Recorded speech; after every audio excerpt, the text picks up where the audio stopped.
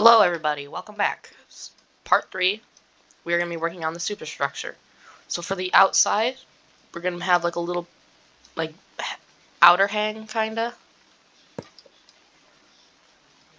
And then we're going to do that on the back too. Except, it's going to be one block down. And the wedge is actually going to be right like this. So then it looks good, but also doesn't really have a functionality, I just realized, so it's kind of your own opinion. I do it to make it look better. For the front, do this, and then go all the way around, and then put a normal block. Then right here, put a normal block all the way through the wedges, and then line them up with a normal 1x4 wedge for these, and then a normal wedge for these. There. So now we have our wraparound. So we have to have a way to get on the boat. And how we're going to do that is we are going to have our 3 here, and then get rid of 2 on each side so we can have a wedge there, like this. Then what you want to do is grab a ladder, and what I do is I reciprocate all the way down to about right here. Now search up ladder, and put it there, apparently. There. Now you have a way to get on the boat if you fall off. So we needed a place to put all our batteries. So what we are going to do for this is we want to leave a 2 block. So what we're going to do to make this place to have the battery is just have this. Make a little box in front, and then count out 4, just like that. And then erase the others that are there. Like this. Then, grab your 1x4 wedge and fill it in. This is where we are going to be putting our battery. Get rid of these because we won't need them right now. And then, let's say, just bring it back to here. Fill it in. And since it's a 3 and we want a 4, what we are going to do is we are yet going to put another 1x4 wedge, close it off, and now we have the beginnings of our superstructure. So enclose it right now, take off symmetry. This is how we're going to get in and out of the boat. And then search up door. With this door, what you're going to do is you're going to have it put up like this. And what I do just to make it more symmetrical is I just put another block on the other side to make it seem more symmetrical. We need a window, so let's search up a window. Let's get a 1x3. Oop. There. Now we have a 1x3 window. Let's close that off right here. Now we can see what's behind us from in the cab itself. What we're going to need here is, let's just say, maybe a 4-block patio kind of thing, not patio, slab. And then get your helm. This is what's basically going to be controlling the rudders. If you know what a helm is, then I really don't have to explain it. So the reason why I'm leaving a hollow space behind this dashboard is so then we can have all our computers and stuff there. That will be used in a later date in a different video. So let's search up Windows yet again. Let's get a 3x3. And let's maybe have... How many do I want? Yeah, let's have 3. And then, in order for it to look nice, we need a corner full. Like that. Actually, no, not that kind of corner. I think there's another corner that we need. Window, corner... 3. Nope, I think it actually is this one. Unless it's the 3x4, which I doubt. Nope, it's the full that we need. It just might look a little weird. There it is. There. So actually what we're going to do is we're going to get a 2x3 window for this one, so we have a little diversity. Then grab right here, put the little pillars, and then what we're going to need to do, what I usually do is on the sides, about right here, I go up so then we don't have a giant pillar right in the middle of our sites. Grab a 3x3 angled window,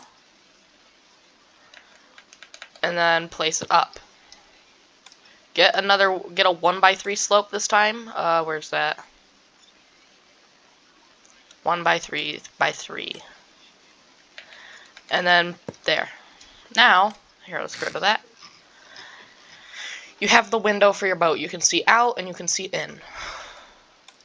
So grab this. We need a roof. So put the roof on. What I usually do to have a nice little slope for the windows is I grab 1x2 slopes, and it usually ends up looking pretty nice. For the edge, I grab a 1x1 and then make it so it expands out a little. Then grab a 2x1 pyramid, or 1x2 pyramid, whatever you say. I just say pyramid 2x1 because that's kind of what it is to me. And there we go. You have your main superstructure for this ship. Now, if you want to add some details, like I usually do, I just grab this and I put a little slope on it to make it look like the back actually has some attention being paid to it. Now you may be wondering about these. So what you do is just erase those, bring them over one. I know this might actually kind of get rid of the purpose of the window, but just to make it'll make it look better. And then bring the pipe up, and then re-put your ram on top.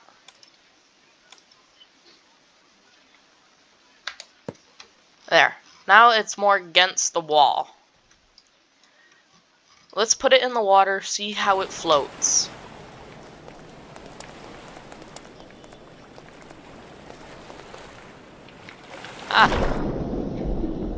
Okay, let's get on the boat.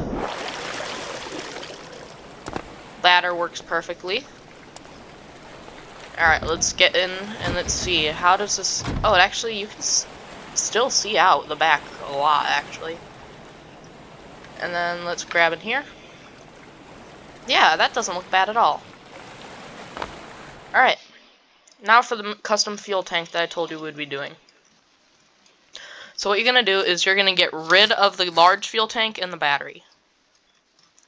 So what you want to do is make a shell of how big you want the tank to be.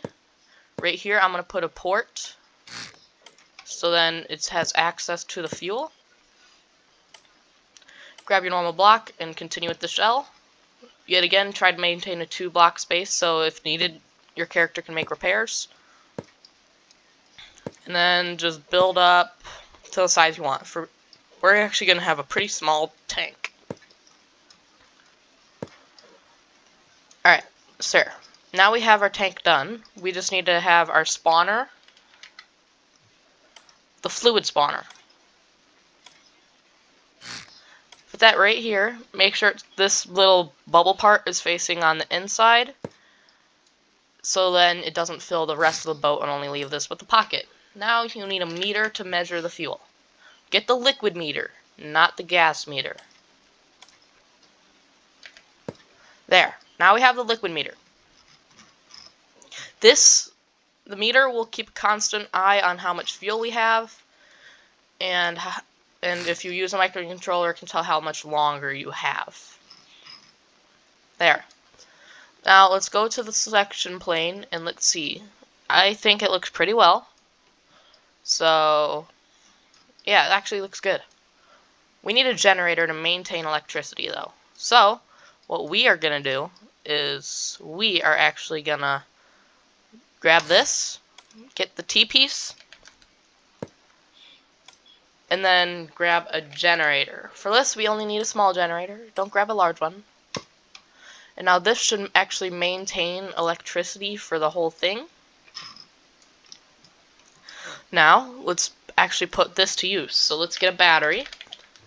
Now we're actually going to upgrade to the medium battery and put it in the center. Otherwise it will be lopsided and it just won't sit right in the water. Reconnect everything. The pumps, the starters, the generators, the water jet, and the rudder. Now grab the helm, get that, and connect it to the rudder, so then you can turn. Grab a key button. This is actually going to be operated by the key button. The toggle button was just to be there. Take off the symmetry when working on dashboards. I've learned that 1,000 times and I just can't get it right. So grab your key button, bring it to the starters of the microcontroller and the pumps. There. Now label this starter. There. Now we need yet again 2 engine throttles. And since they each take up a 1x2 slot, make a 2x2 slot, and then type in throttle. Make sure the arrow's pointing down, so then you can like press forward the throttle and the ship goes forward. And now this is going to be engine throttle. And this is going to be engine clutch. Okay, once you have that done, connect them to where it says on the thing. So like this, clutch, clutch, and then for the engine throttle, go connect it to the microcontroller. And in theory, this thing should run, but we are actually going to add some more mechanics to the ship. So we need a way to tell how much fuel we have. So get a dial, and then put it in like this. This is probably the last thing we're actually going to do with the electronic thing, like for the electronics in the ship. Okay, now make sure you grab the battery, connect it to everything we've just added. Let's see if everything reads properly. How I've checked to see if we you can tell if you have half a tank, is once you have it spawned in, go inside the ship, and then look at the dial. We have 2,000 liters of fuel. That's enough by far. So grab that, and then press how much you had in there. So I think it was 2656. Here, I'll go relook, but that's because I don't pay good attention, not even in classes. Alright. Ooh, okay, it's 2625. 2625.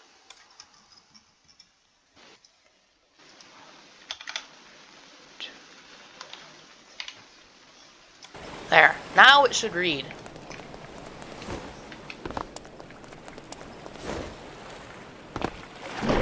Oh, see, I didn't make it. So what you want to do is just climb back on. And...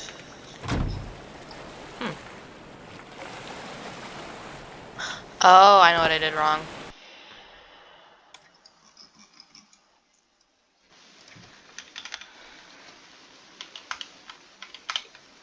Now, actually make sure to label this fuel. I did that wrong, so... Okay, now it actually should read, because I don't have the logic messed up anymore. Yep, works. Start her up. Bring up the engine throttle. Let go of the clutch a little bit. Seems like it runs perfectly fine. Next time we are going to be painting the boat. We're going to be adding some more electronics into the structure. And we might even have an electronic fuel display. So, with that, I think this has been the end of the video. Goodbye everyone, thank you for watching.